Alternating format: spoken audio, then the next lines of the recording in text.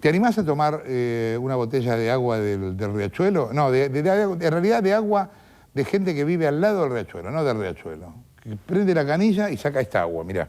Esta agua la sacó el miércoles pasado la gente de Greenpeace y fue a tratar de que Homero Bibiloni, el secretario de Medio Ambiente, la tomara. Está acá Juan Carlos Villalonga. ¿Qué tal? ¿Cómo andás? ¿Tomó Bibiloni de esta? No, ¿Pidió con gas? No nos recibió. ¿No quiso? Ah, ¿no los recibió? No. Pero bueno, se lo dejamos y le dejamos el informe con las muestras que... El informe que muestra que de las 12 muestras que se tomaron, 10 dan que no es apta para consumo humano. Estas son muestras que se tomaron en diferentes puntos de la cuenca de A ver, Matanza, veamos cuáles, porque tenemos un mapita, ¿no?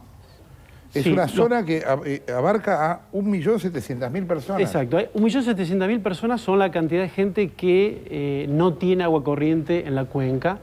En la cuenca viven aproximadamente 5 millones de personas. 1.700.000 no tienen acceso a agua corriente. Claro, pensá que, mirando el mapa, la cuenca Riachuelo empieza donde uno la conoce, en Capital, pero termina en General Las Heras o en Cañuelas, ¿no? En realidad nace en Cañuelas, termina... Ah, bueno, perdón, exacto, es al revés. Entonces, yo la tomaba a contramano, la cuenca, perdón.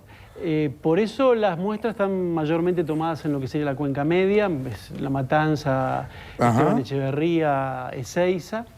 Y todas esas muestras es un análisis, digamos, que muestra que hay una contaminación básicamente por líquidos cloacales. Es decir, hay una contaminación con pozos ciegos, pozos negros. ¿Cuánta gente no tiene cloacas en esta zona?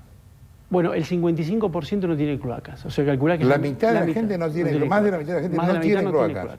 En toda esta zona. En toda esa zona. O sea que estamos hablando de más de 2,5 millones de personas.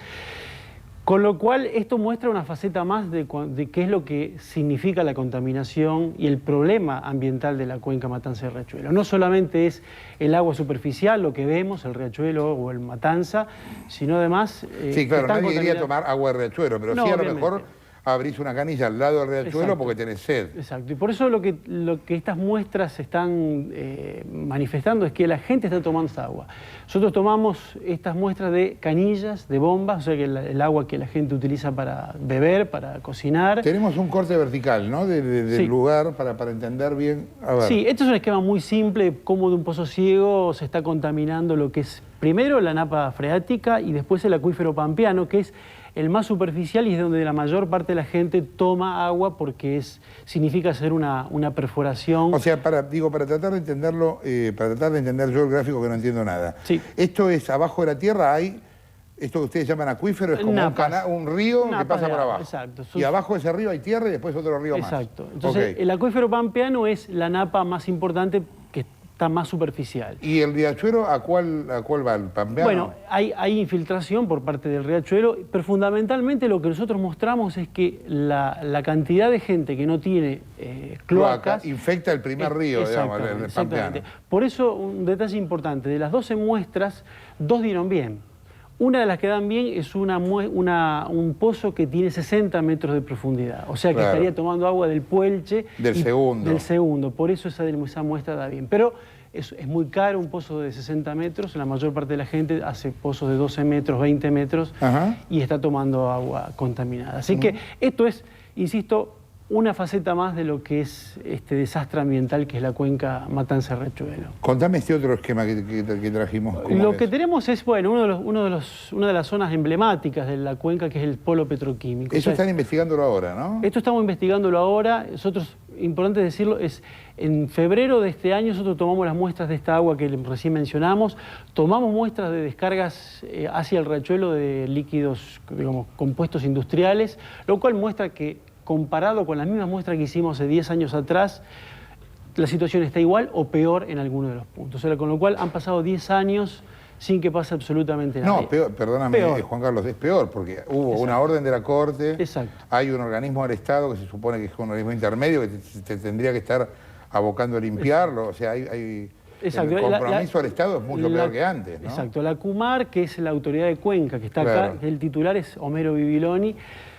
Lo que le estamos denunciando, lo que estamos reclamando es mayor celeridad, ejecutividad y liderazgo en esto, porque la verdad es que las acciones de la CUMAR siguen siendo aisladas, te diría que con independencia de lo que está haciendo la Ciudad de Buenos Aires, lo que está haciendo la provincia o algunos municipios. Es decir, se creó la CUMAR justamente para que haya un solo organismo de algún modo genere una única dirección de acción para el plan de saneamiento del riachuelo. Pero la Comar prácticamente no tiene operatividad ni liderazgo. La operatividad lo podemos ver con la subejecución presupuestaria tanto del año pasado. Claro, hay plata y no la están gastando. Exactamente. Acá claro. no podemos hablar que esto es por falta de dinero. Acá lo que está faltando es voluntad política. Ustedes hicieron, y acción. bueno, no les corresponde a ustedes hacerlo, pero a lo mejor lo hicieron, un estudio de cuánto costaría hacer redes cloacales a toda esta gente. Bueno, hay un crédito que está aprobado, que está a la espera de que se ejecute por parte del Banco Mundial, que es de 1.600 millones de dólares. Y es que está dada. Está dada, está dada. Lo que está faltando es el plan definitivo que tiene que presentar el gobierno, pero nunca faltó dinero para hacer esto. Recordemos el famoso caso de María Julia Sobray. Ella tenía un crédito del BID que nunca se ejecutó. Es decir, que no podemos decir que la postergación que sufre la gente que vive en la cuenca sea porque no tuvimos los recursos. Y los recursos estuvieron, aunque no hubieran sido suficientes, ni siquiera esos recursos se utilizaron. Y en este caso, para empezar con las obras de cloacales y las obras de dar agua, existe el dinero. Lo que está faltando es ejecutividad. Ahora, lo que quería empezar a contar es, aun cuando acá no hubiera industrias, si solo hubiera clubes y gente que jugara al tenis, igual están contaminados. Igual en este caso... 10 de 12... Exacto. Pensemos que esto es una muestra de los lugares donde no hay agua corriente. 1,5 millones de personas... Encima de eso está el polo petroquímico, digamos. Es peor todavía. Absolutamente. Pero, el polo petroquímico está en la cuenca baja, que es la zona que está más contaminada. Justamente de allí no tomamos muestras de agua de consumo. ¿Por qué? Porque en esa zona está tan contaminado, a niveles tan extremos, que ahí hay red de agua, digamos, bastante precaria, pero por ejemplo para Villa Inflamable, para otras zonas, ahí se le ha dado suministro de agua potable. El problema es que en la zona de la cuenca media o cuenca alta, digamos los nacientes, las napas están contaminadas. Incluso, es importante, tomamos un punto como muestra en una huerta orgánica de Marcos Paz, donde el agua da que es potable. O sea que las napas naturalmente son potables.